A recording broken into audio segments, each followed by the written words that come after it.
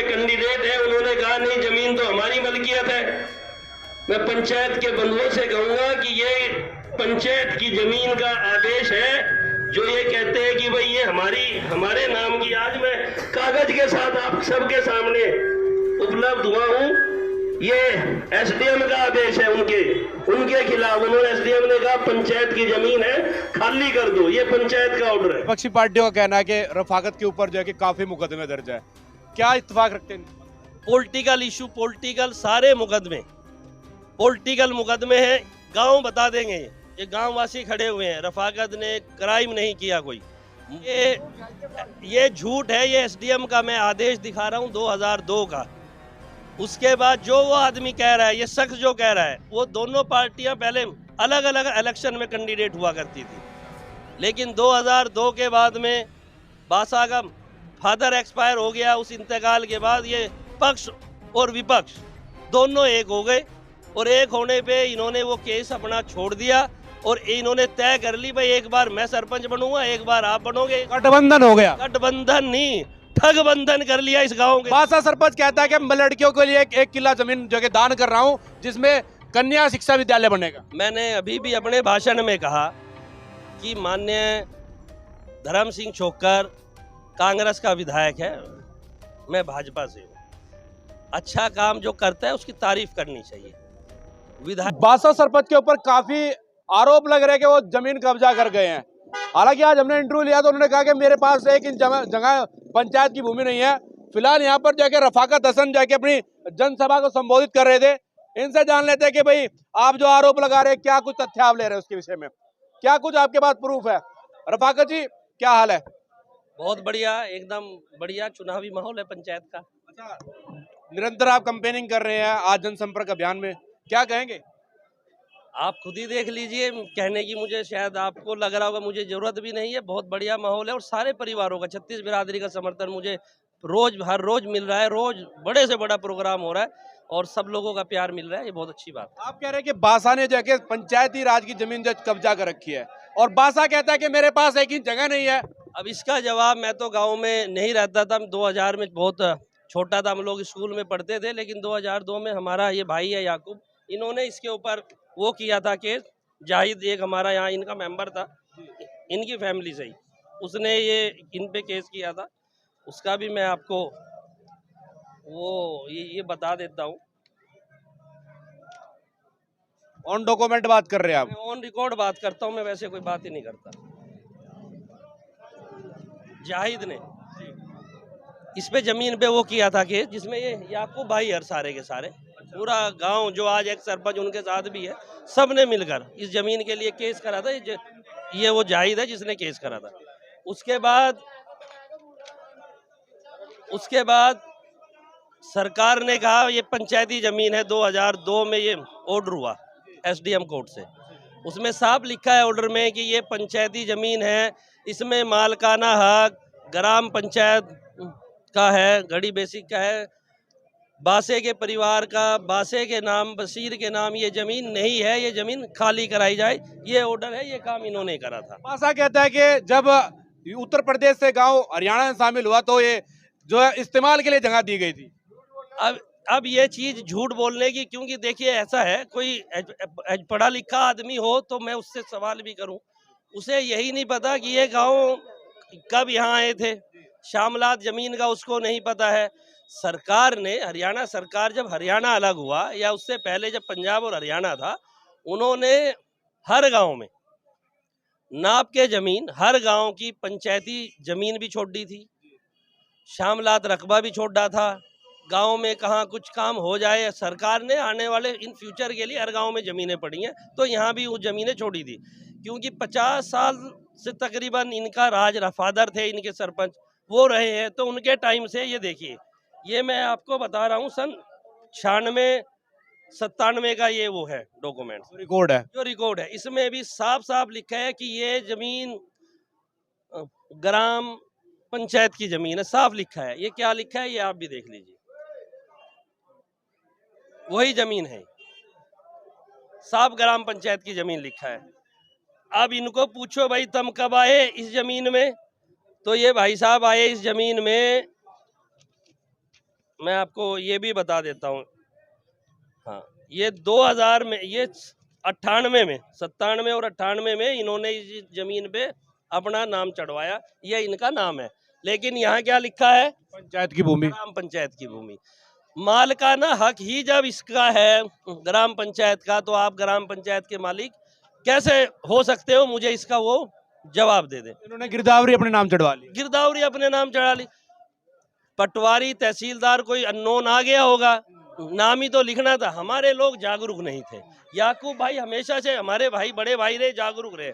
इन्होंने हमेशा आवाज उठाई है, हमेशा आवाज उठाने का काम करा है। लेकिन क्योंकि ये लोग जागरूक नहीं थे उस टाइम पे, आज तो हर आदमी के हाथ में स्मार्टफोन आ गया है, तो लोग जागरूक हुए और हमने उसमें और सहारा लगाने का काम करा। तो आज ये कागज के साथ ऑन रिकॉर्ड में बात कर रहा हूँ, ये जाते पूछे। एक व्यक्ति का कहना है कि केस हमने फाइल किया था, कोर्ट ने जो डिसीजन है वो बासे के पक्ष में दे दिया, तभी हमने उसको छोड़ दिया। मैं ये झूठ है। ये एसडीएम का मैं आदेश दिखा रहा हूँ 2002 का।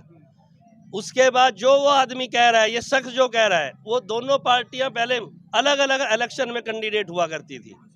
लेकिन 2002 के बाद में बासा का फादर एक्सपायर हो गया। उस इंतकाल के बाद ये पक्ष और विपक्ष दोनों एक हो गए, और एक होने पे इन्होंने वो केस अपना छोड़ दिया और इन्होंने तय कर ली, भाई एक बार मैं सरपंच बनूंगा, एक बार आप बनोगे। गठबंधन हो गया। गठबंधन नहीं, ठगबंधन कर लिया इस गांव के साथ। उन लोगों ने ठगबंधन का काम करा इस गांव भोली भाली लोगों जनता के साथ में।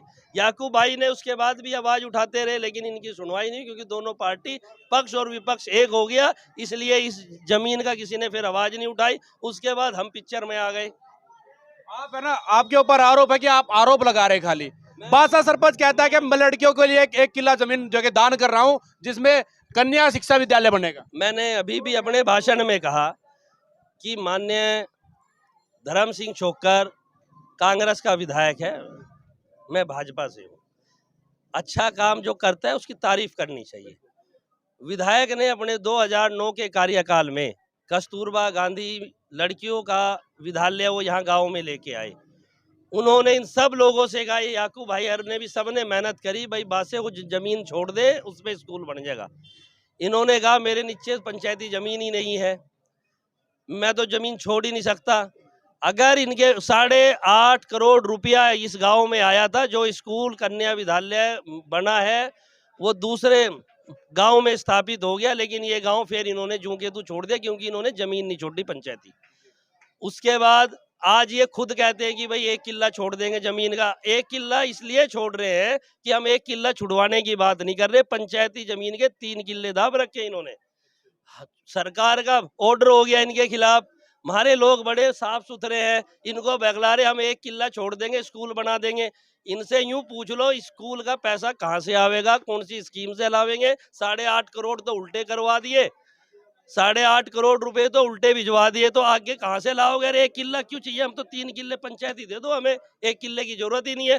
पंचायत करी हमने गाँव में, पंचायत करके मैं आज ऑन रिकॉर्ड नहीं दिखाता आपको, मैंने सभी गांव वासियों को पंचायत करके ये कहा भाई इस पे जमीन है पंचायती है, जमीन छोड़ दे, जोड़ बन जाएगा उस जमीन पे। उनने स्पष्ट मना कर दिया।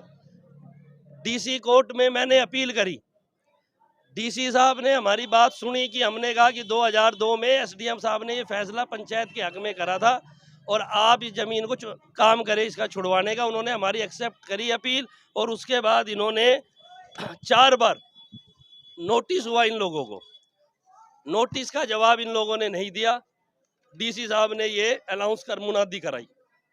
अब बार बार एक बात चल रही है कि नलके का जो है कि इतने बार हेडपंप दबा दीजिए कि भले डोलची खराब हो जाए पर नलके पर दबादम मोहर लगा दो आप लोग, ऐसी बातें हो रही थी। ऐसी बातें इसलिए हो रही कि पानी की निकासी का समाधान रफाकत हसन ने काम करा दिया है, तो जो पानी यहाँ मेरे नलके से निकलेगा वो खेतों में जाएगा। इसलिए लोग कह रहे हैं भाई पानी खूब चला दो, अब जोड़ नहीं भरना। इसलिए सब लोगों ने पूरा मन बना लिया भाई पानी की समस्या अब गांव में नहीं रहनी, अब तो खूब दबेगा बटन नलके का और खूब काम करेगा। ये विपक्षी ये भी कह रहे हैं कि रफाकत जो है कि दिल्ली रहता है, रफाकत पानीपत रहता है, गाँव में सरपंची कौन करेगा? फिर गांव का सौभाग्य है हमारे, और मेरा भी खुद का सौभाग्य ये है कि मैं इस गांव से बाहर, अगर मैं भी इस गांव में रहता तो मैं भी जागरूक नहीं होता। उनका समस्या यह है कि रफाकत यहाँ से वहाँ बाहर चला गया था दिल्ली। मैं एजुकेशन के लिए बाहर गया था, मैं एजुकेशन मेरी पूरी हुई तो मैं यहाँ आ गया। अब इन्होंने सोचा भाई ये तो इन सब लोगों को जो जागरूक नहीं थे रफाकत के आने से जागरूक हो गए। मैंने सबसे पहला चुनाव 2016 में यहाँ लड़ा।